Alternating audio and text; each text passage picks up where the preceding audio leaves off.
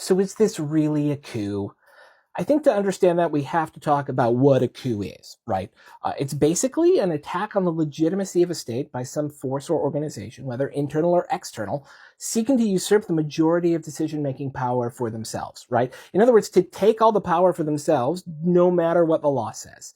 States, like our country, are generally propped up by a tacit acceptance of people to let the governing body have a monopoly on force. And by force, I mean everything from actual force to voting power in Congress to the disbursement of money and services to the people, right? Force. There are rules to how that force is used and what force is acceptable in what situation, who adjudicates when force is necessary, and how the resources to use that force are distributed.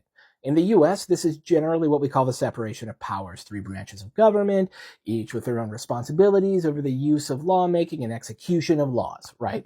So is this a coup? Yes, it is still a coup.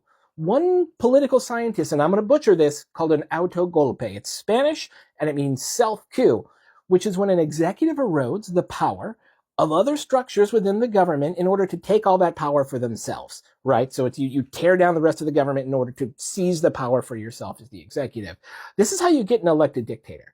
It happened in Germany with, who, Ferdinand Marcos in the Philippines, Maduro in Venezuela, Putin in Russia, and Donald Trump tried it from November 4, 2020 to January 6, 2021. So, observationally, the current executive branch is closing or gutting multiple agencies without the approval of Congress, using unqualified, politically reliable outside agents to actively infiltrate classified and secret databases, both of tax data and our intelligence services, without coordinating with pre-established, congressionally authorized watchdogs like the Government Accountability Office. It is mass firing political enemies. It has created a culture divide. By destroying health research, it declares politically unpalatable and attempting to erase whole classes of people from history, while taking steps that are actively both kleptocratic. You think about Trump's meme coins or Musk's removal of those government bodies that oversee and investigate his brands, to fully corrupt the alleged quid pro quo between New York City Mayor Eric Adams and Borders our Tom Homan is a good, very current example of that. So yes, this is still a coup. The problem is that it is moving both more quickly than our established checks and balances can keep up with, and slowly enough that the average person has a hard time putting all the puzzle pieces together. So what can we do? In terms of political philosophy, there are legitimate checks against this kind of power, many of which are enshrined within the Constitution, from the courts and legislatures to even police and military force. Though honestly, I think physical force seems vanishingly unlikely, probably for the best at this moment. The only one of these doing any good right now on the inside is the courts.